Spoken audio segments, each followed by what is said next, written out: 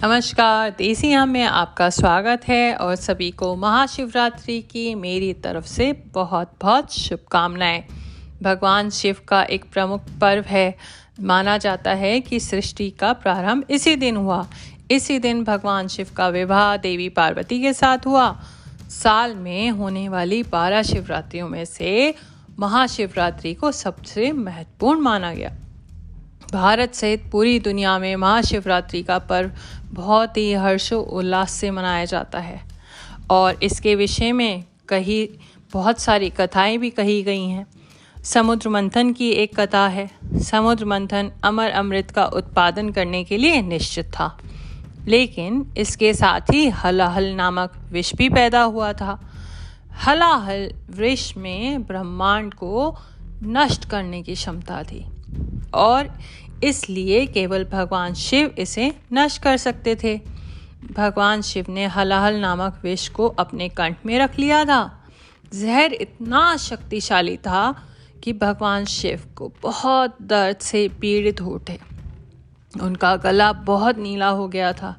इसी कारण से भगवान शिव नीलकंठ के नाम से प्रसिद्ध हुए। उपचार के लिए चिकित्सकों ने देवताओं को भगवान शिव को रात भर जागते रहने की सलाह दी। इस प्रकार भगवान शिव के चिंतन में एक सतर्कता रखी गई। शिव को आनंद लेने और जागने के लिए देवताओं ने अलग अलग नृत्य किए। कोई कुछ कर रहा है, कोई कुछ कर रहा है। अलग अलग संगीत सुनाए गए, भजन सुनाए गए। जैसे सुबह हुई, उनकी भक्ति से प्रसन्न भगवान शिव ने उन सभी को आशीर्वाद दिया।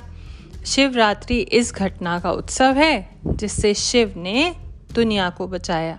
तब से इस दिन भक्त उपवास करते हैं। तो ये थी समुद्र मंथन की कथा। और एक और कथा थी जो कि थी शिकारी जी की कथा। एक बार पार्वती जी ने भगवान शिव शंकर से पूछा, ऐसा कौन सा श्रेष्ठ तथा सरल व्रत पूजन है जिससे मृत्यु लोक के प्राणी आपकी कृपा सहज ही प्राप्त कर लेते हैं। उत्तर में शिव जी ने पार्वती को शिवरात्रि के व्रत का विधान बताकर यह कथा सुनाई कि एक बार चित्रभानु नामक एक शिकारी था। पशुओं की हत्या करके वह अपने कुटुंब का पालन करता था। वह एक साहूकार का ऋणी था, लेकिन उसका ऋण समय पर पूरा ना हो पाया। क्रोधित साहूकार ने शिकारी को शिव मठ में बंदी बना लिया। संयोग से उस दिन शिवरात्रि थी। शिकारी ध्यानमग्न होकर शिव जी संबंधित सारी धार्मिक बातें सुनता रहा। चतुर्दशी को उसने शिवरात्रि व्रत की कथा भी सुनी। संध्या होते ही साहूकार ने उसे अपने पास बुलाया और ऋण चुकाने के विषय में बात करी। शिकारी अगले दिन सारा ऋण लौटा देने का वचन देकर बंधन से छूट गया। अपनी दिनचर्या की भांति वह जंगल में शिकार के लिए निकला, लेकिन दिन भर बंदी गृह में रहने के कारण भूखा प्यासा बहुत व्याकुल शिकारी शिकार करने के लिए एक तालाब के किनारे बेल वृक्ष पर पड़ाव बनाने लगा। बेल वृक्ष के नीचे शिवलिंग था जो बेलपत्र से ढका हुआ था। शिकारी को तो उसका पता नहीं था। पड़ाव बनाते समय उसने जो टहनियाँ तोड़ी वे संयोग से शिवलिंग पर गिरी। इस प्रकार दिन भर भूखे प्यासे शिकारी का व्रत भी हो गया और शिवलिंग पर बेलपत्र भी चढ़ गए। एक पहर रात्रि बीत जाने पर एक गर्भिणी मृगी तालाब पर पानी पीने पहुंची। शिकारी ने धनुष पर तीर चढ़ाकर ज्यों ही प्रत्यंचा खींची। मृगी बोली, मैं गर्भिणी हूँ, शीघ्र ही प्रसव करूँगी।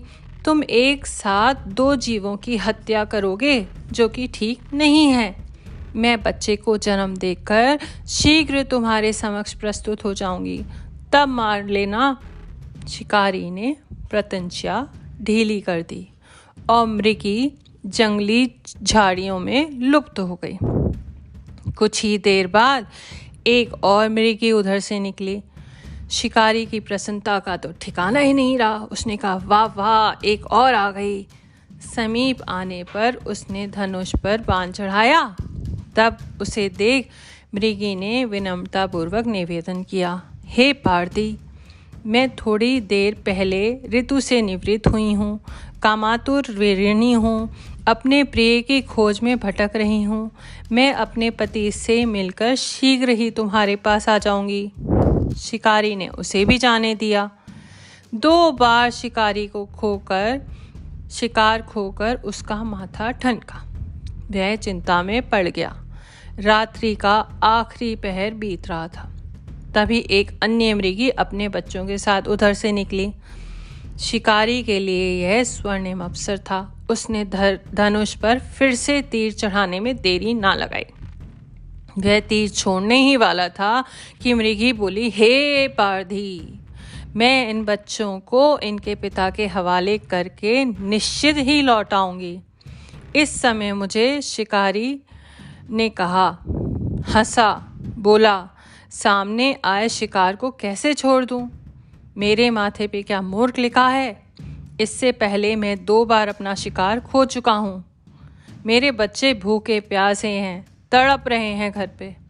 उत्तर में मृगी ने कहा, जैसे तुम्हें अपने बच्चों की ममता सता रही है, ठीक वैसे ही मुझे भी सिर्फ मेरे बच्चों के नाम पर थोड़ी देर के लिए जीवन दान दे दो। हे पारधी, मेरा विश्वास करो, मैं इन्हें इनके पिता के पास छोड़कर तुरंत आ जाऊंगी। मैं प्रतिज्ञा करती हूँ। मृगी का दीन स्वर सुनकर शिकारी को उस पर भी दया आ गई। उस मृगी को भी जाने दिया। शिकार के अभाव में बेल वृक्ष पर बैठा शिकारी बेल पत्र तोड़ तोड़ कर नीचे फेंकता जा रहा था और रात होती जा रही थी। फिर एक हृष्ट पुरुष मृगी उसी रास्ते पर आया। शिकारी ने सोच लिया, इसका शिकार वह अवश्य करेगा। शिकारी की तनी प्रतंचा देखकर मृग विनीत स्वर में बोला, हे पारधी भाई, यदि तुमने मुझसे पूर्व आने वाली 3 मृगियों तथा छोटे छोटे बच्चों को मार डाला है तो मुझे भी मारने में विलंब ना करो, ताकि मुझे उनके वियोग में एक क्षण भी दुख ना सहना पड़े। मैं उन मृगियों का पति हूँ। यदि तुमने उन्हें जीवन दान दिया तो मुझे भी कुछ क्षण का जीवन दान दे दो, ताकि मैं उनसे मिलकर तुम्हारे समक्ष उपस्थित हो जाऊंगा। मृग की बात सुनते ही शिकारी के सामने पूरी रात का घटना चक्र घूम गया। उसने सारी कथा मृग को सुना दी।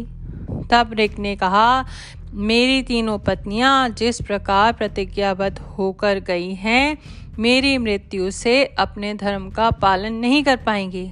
अतः जैसे तुमने उन्हें विश्वास पात्र मानकर छोड़ा था, वैसे ही मुझे भी जाने दो। मैं उन सब के साथ तुम्हारे सामने शीघ्र उपस्थित होता हूँ। उपवास, रात्रि जागरण तथा शिव जी पर बेलपत्र चढ़ने से शिकारी का हिंसक हृदय निर्मल हो गया। उसने भगवत शक्ति का वास हो गया। धनुष तथा बाण उसके हाथ से छूट गया, गिर गया। भगवान शिव की अनुकंपा से उसका हिंसक हृदय कारुणिक भावों में भर गया। वह अपने अतीत के कर्मों को याद करके पश्चाताप की ज्वाला में जलने लगा। थोड़ी ही देर बाद वह मृग सपरिवार शिकारी के समक्ष उपस्थित होता है ताकि वह उनका शिकार कर सके। किंतु जंगली पशुओं की ऐसी सत्यता, सात्विकता एवं सामूहिक प्रेम भावना देखकर शिकारी को बड़ी ग्लानि हुई। उनके नेत्र से आंसू की झड़ी लग गई। उस मृग परिवार को ना मारकर शिकारी ने अपने कठोर हृदय को जीव हिंसा से हटा सदा के लिए कोमल एवं दयालु बना लिया। देवलोक से समस्त देव समाज भी इस घटना को देख रहे थे। घटना की परिणति होते ही देवी देवताओं ने पुष्पों की वर्षा करी। तब से शिकारी तथा मृग परिवार को मोक्ष की प्राप्ति हुई।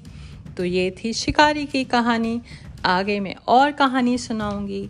तो शिवरात्रि के दिन लोग ज़्यादातर घर में भी पूजा करते हैं, मंदिरों में भी जाते हैं, जलाभिषेक करते हैं, दुग्ध अभिषेक करते हैं। सुबह सुबह नहा धो के शिवलिंग की, शिव जी की अच्छे मन अच्छे भाव से पूजा करते हैं। तो आप भी करिए पूजा, और आगे मैं आपको और कहानी शिव जी की सुनाऊंगी। नमस्कार, बताइएगा आपको कैसी लगी। धन्यवाद।